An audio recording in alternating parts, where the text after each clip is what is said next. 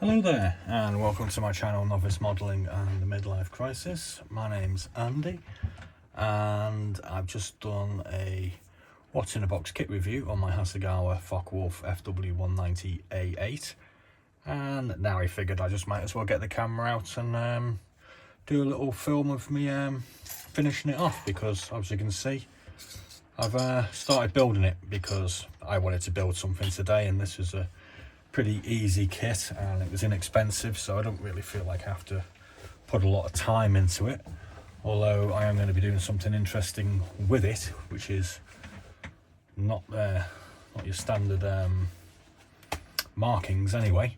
So if you want to find out what I'm going to do, just bear with me for 5-10 minutes or skip through and I'll tell you in a bit. So I'm going to put this together. I'm actually using Tamiya cement, although I do have a green lid on it. I have a reason for that. It's got a smaller brush than my Tamiya cement, so I'm not using extra thin, just in case you get a little bit confused. So I've put most of this together already. The fuselage has gone together really nice. I've got the pilot and all the cockpit together. I've got my propeller, although I'll probably leave that off while I'm painting. My undercarriage is painted and ready to go on after I've done the main paint. I'm actually going to hand paint this because I just feel I just need a bit of relaxation time. I find hand painting quite relaxing at the end of the day. So as I said before, this kit didn't actually come with any instructions, so I'm basically just I'm winging it basically. Boom, you know. So I'm going to put the glue the wings together here, and then I'm going to attach them to the fuselage, and I'm going to put these few odds and sods on, talk at you at the camera, and then we'll see where we get to. I'm actually going to do paint this up, or start painting this up later on today. I'm going to actually be doing something slightly interesting with this, because I've seen on another box that I've got an alternate country basically to mark it up as, instead of Germany, because it could get a bit boring just having a load of British and German and American planes. I've started to find alternate aircraft from alternate countries. It's just slightly more interesting. So have a little think about which country I could possibly be marking this up as eventually. You know, I can guarantee you probably won't be you'll probably be surprised, although I am drinking this Tuborg Fici lager. There should be a clue there, but it's kind of not a clue, because I thought Tuborg was Danish, but Tuborg is Danish, but this beer isn't Danish apparently. So yeah, welcome back to waffling with Novice Modelling and the Midlife Crisis. We do a lot of waffling on this channel, a lot of random stuff. So there we go, we've got our wings together. I'm just going to put our favourite little toy, the pegs on, just to give them a little bit of help. And I'm going to put the top of the engine bay on, I suppose you could call it.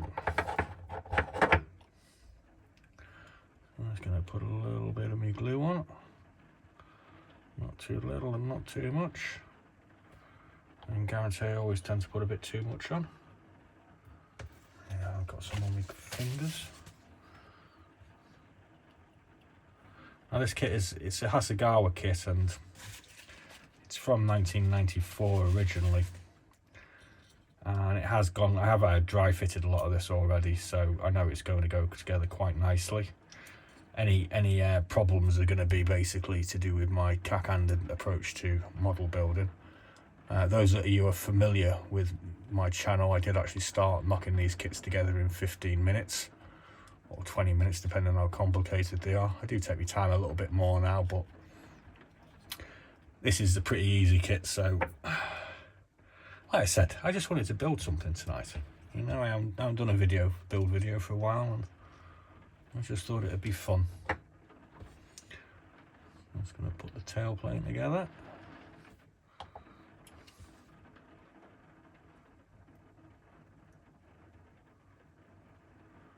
There we go.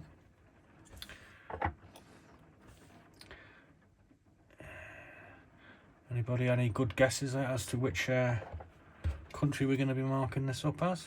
Russia, maybe? They did capture some.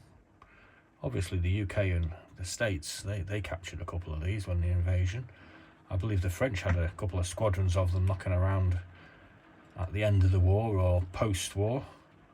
Obviously you've got all the other German satellite countries you could pick from, I suppose, like Romania or Bulgaria, I believe. I've had a look, basically. They've all had some at some point. No? Give you any clues there? What was set of markings in that flag? Yeah, the Turkish had some apparently as well. The Turkish had 72. Apparently they swapped them for iron ore or chrome or something like that, some sort of mineral that they had. And the Germans said, "Oh, we'll give you some. We'll give you 72 Focke Wulf FW190s as payment." And by the way, do you want to come and fight the British with us? The Turkish said no, but they took the planes anyway. Good planes at the end of the day. Whoops. What's going on there? My wing just came apart a bit. It's starting to look a bit more like a familiar plane now, isn't it? That wing doesn't give me any trouble. I put the bomb rack on already. So I'm just going to put this front bit on.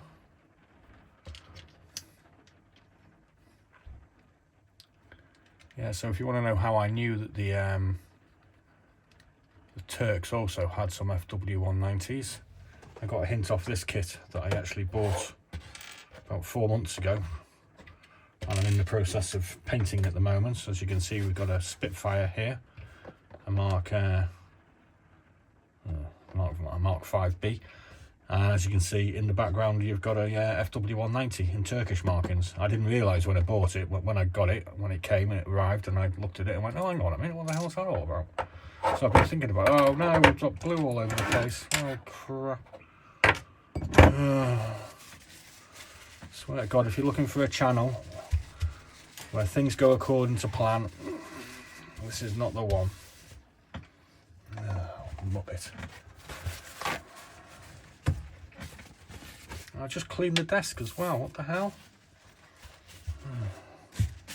Yeah. Right, so where were we? We're going to put this thing on the front here, weren't we? Which we got another pot of glue. Yeah, so I bought this and I thought, well, I'll have to get a FW190 and some Turkish decals.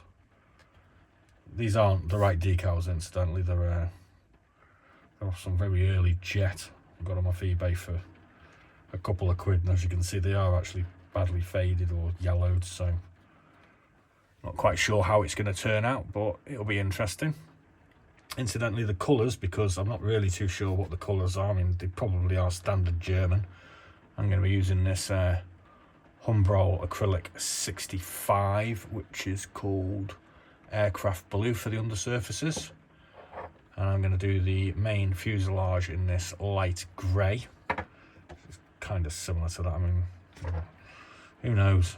And I'm going to use this XF24 dark grey to pick out the top surfaces and do a bit of dappling, I suppose. So I'm not really too sure how it's all going to turn out. But like I said in the what's in the box, this model was not very expensive. It hasn't taken me very long to build. So it can be said that I'm not really that bothered about it, but I am trying to do a half decent job on it. So there's our exterior drop tank fitted. And there we go. We're all set for applying a bit of paint on that, I think. I'm not going to attach the propeller or the landing gear just yet because they tend to get in the way when I paint. Like I said, I'm going to be hand painting this. And hopefully we'll have this painted up partially this evening. We're going to play around with this Spitfire and this Spitfire and this Spitfire as well. So hopefully we'll have all these for you to have a look at tomorrow. And we'll clean the desk of all the glue as well. So thanks for joining me for this little gluey mess. And I'll see you later on. Be seeing you.